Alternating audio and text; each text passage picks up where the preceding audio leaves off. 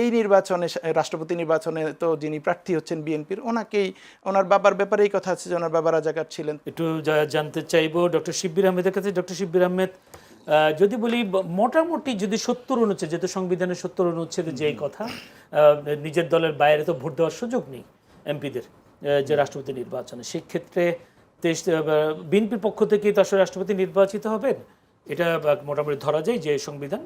সেক্ষেত্রে স্রেফ পরাজয় জেনেও কেন জামায়াতের সমর্থিত যে 11 দলীয় ঐক্য, তারা কেন রাষ্ট্রপতি নির্বাচনে অংশগ্রহণ করছে বলে মনে হয়? যদিও রুহুল রাসেল ভাই বলছেন অতীত অপকর্মে রঙের প্রলেপ দেওয়ার চেষ্টা করছে জামায়াত, কলঙ্ক মোচনের চেষ্টা করছে।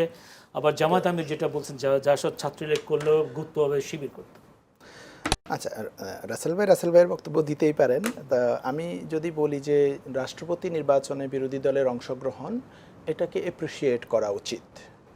এবং গণতান্ত্রিক প্রক্রিয়ায় আপনি শুধু জিতলেই নির্বাচনে অংশগ্রহণ করবেন, এই যে মানসিকতা, এটা একটা স্বৈরাচারী ফেসিবাদী মানসিকতা, যে জিতলেই কেবল আমি অংশগ্রহণ করব এবং আমি হেরে যেতে পারি, আমার ভোট কম থাকতে পারে, তাহলে আমি আর অংশগ্রহণ করব না, আমি খেলবো না, আমি বলবো তোমরা একলা একলা খেলো গা, আমি এই খেলায় নাই।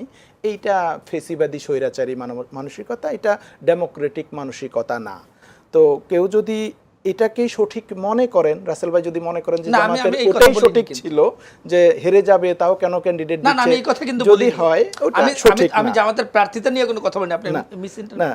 তো এখন জামাতের ধরেন, জামাতের অ্যারাউন্ড 90 মনে হয় এমপিদের ভোট আছে, বিএনপির 11 দলীয় ভোট আছে, 11 দলীয় জোটের, মানে উনি তো 11 দলীয় জোটের এই প্রার্থী। তো আমি মনে করি এটা একটা, বাংলাদেশে আমরা যে একটা গণতান্ত্রিক উত্তরণের পথে যাচ্ছি, এটা একটা যুগান্তকারী পদক্ষেপ, যে সরকার দল বিরোধী দল দুই দল প্রার্থিতা দিচ্ছে এবং ইভেন ইফ তারা হেরে যাবে, সেটাও তারা গণতান্ত্রিক প্রক্রিয়াটাকে সামনের দিকে এগিয়ে নিয়ে যাচ্ছে। এটা সর্বশেষ আমরা দেখেছিলাম 91-এ এরকম বিরোধী দল থেকে প্রার্থী ছিল এবং সরকার দলের প্রার্থী জিতেছিল, সেখানেও একই ব্যাপারই ছিল, আব্দুর রহমান বিশ্বাস রাষ্ট্রপতি হয়েছেন। তো এইটা তখনও কিন্তু আমরা ওই যে স্বৈরাচার থেকে মুক্ত হয়ে গণতান্ত্রিক পথে যাচ্ছি, একটা সুন্দর সম্ভাবনা তৈরি হয়েছিল।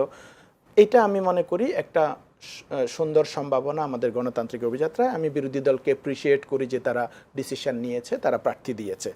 আর যেটা বলছেন যে এখন কে জিতবে, আমরা অ্যাপারেন্টলি এটা বুঝতেই পারছি যে যেহেতু বিএনপির এমপি বেশি সংখ্যায়, তাদের প্রার্থী জেতার সম্ভাবনাই বেশি, হয়তো জিতবেও। কিন্তু 70 অনুচ্ছেদের যেই ব্যাখ্যাটা, 70 অনুচ্ছেদের মাধ্যমে যেটা, যে 70 অনুচ্ছেদের মাধ্যমে যে সংসদ সদস্য পদ চলে যায় দলের বিপক্ষে ভোট দিলে, সেটা হচ্ছে দলের আনিত কোনো প্রস্তাবের পক্ষে, মানে আইনসভার কোনো প্রস্তাবের পক্ষে। কিন্তু রাষ্ট্রপতিকে ভোট দেওয়ার ক্ষেত্রে আমার যতটুকু আন্ডারস্ট্যান্ডিং 70 অনুচ্ছেদ নিয়ে, যে 70 অনুচ্ছেদে এখানে রাষ্ট্রপতি নির্বাচনে যদি কেউ ভোট না দেয় বা বিপক্ষে ভোট দেয় অথবা ভোটদান থেকে বিরত থাকে, তাহলে সেক্ষেত্রে অসুবিধা না, অথবা যদি অনেক সদস্য ভোটদান থেকে বিরত থাকে তাহলে অসুবিধা নেই। এইটা একবার শুধু শেখ মুজিব করেছিল এই জিনিসটা, যে 70 অনুচ্ছেদে আরও স্ট্রং করে, যে 70 অনুচ্ছেদে আমরা কি জানি যে দলের বিপক্ষে ভোট দিলে তিনি হচ্ছে সদস্যপদ হারাবে। তো এটা মূলত করা হয়েছে যে হর্স ট্রেডিং এর জন্য, যে সরকার দলের এমপি যেন বিরোধী দল কিনে ফেলতে না পারে পরবর্তীতে লোভ দেখিয়ে। শেখ মুজিব এটা যেটা করছিলেন যে এই অনুচ্ছেদে আপনি কিন্তু ভোট না দিলে আপনি বিরত থাকতে পারেন অথবা আপনি অনুপস্থিত থাকতে পারেন, তাতে কিছু যায় আসে না, তাতে সদস্যপদ যাবে না। কিন্তু শেখ মুজিবুর রহমান যেটা করছিলেন যে কেউ অনুপস্থিত থাকলে তাহলে ধরে নিতে হবে যে সে বিপক্ষে ভোট দিয়েছে, এবং কেউ যদি উপস্থিত থেকে ভোটদানে বিরত থাকে তাহলেও ধরে নেওয়া হবে সে বিপক্ষে ভোট দিচ্ছে। এটা করে এতটাই স্ট্রং করা হয়েছে যে উপস্থিত থাকতে হবে এবং দলের পক্ষে ভোট দিতে হবে। কিন্তু এখন আর সেটা নাই, এখন হচ্ছে কেউ চাইলে বিরত থাকতে পারবে অথবা ভোট উপস্থিত না থাকতে পারবে ভোট না দিয়ে। তো সেটাও যদি হয়, কারণ এটা হয়তো হবে না, মানে বললাম আর কি, তার মানে অপশান কিন্তু একবারে নাই করে দেওয়া যায় না। যদি বিরোধী দলের যিনি প্রার্থী আছেন তিনি যদি কনভিন্স করতে পারেন, অনেক মেম্বাররা যদি দলের বিপক্ষে গিয়ে ওনাকে ভোট দেন অথবা দলের প্রার্থীকে ভোটদানে বিরত থাকেন, সেই ক্ষেত্রে হইলেও হইতে পারে এটা একটা মিরাকল হবে বা খুব ব্যাপার, অবাক করা ব্যাপার হবে যে বিরোধী দলের প্রার্থী জিতবেন।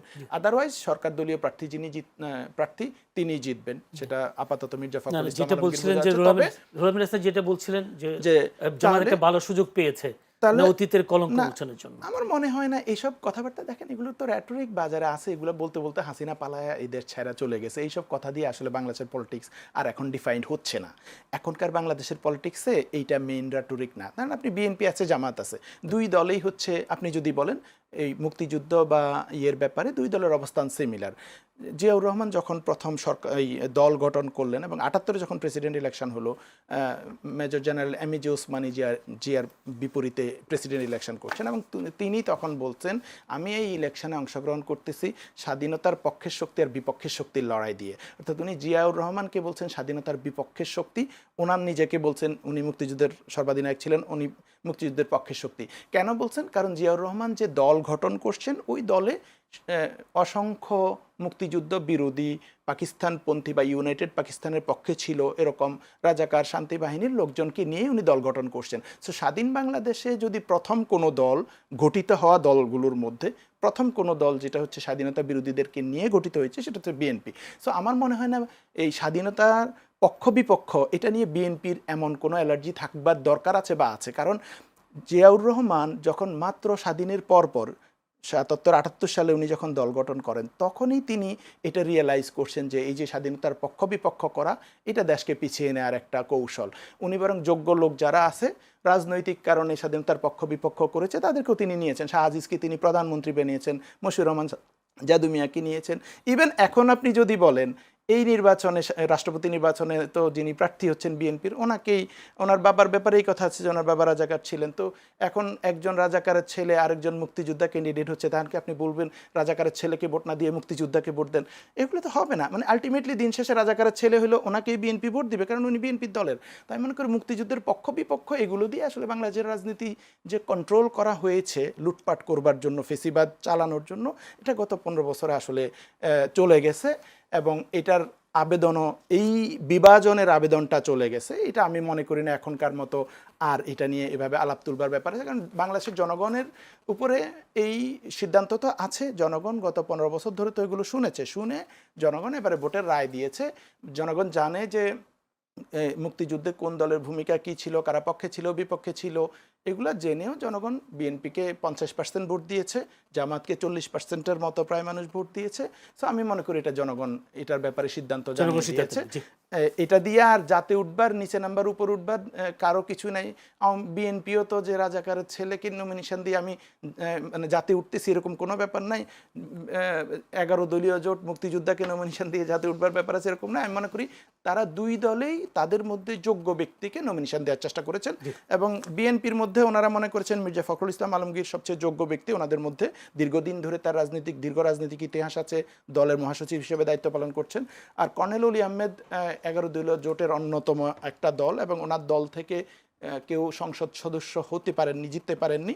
সুতরাং ওনার দলের যদি এরকম একটা নমিনেশন দেয় উনি সম্মানিত বোধ করবেন, সিনিয়র নেতা এবং উনি জিয়াউর রহমানের সময় থেকে রাজনীতি করে আসা মানুষ। আমি মনে করি উনি একজন যোগ্য ব্যক্তি ক্যান্ডিডেট হিসেবে, জিতবেন বা হারবেন সেটা পরের কথা, বাট একজন যোগ্য ব্যক্তিকে ধন্যবাদ।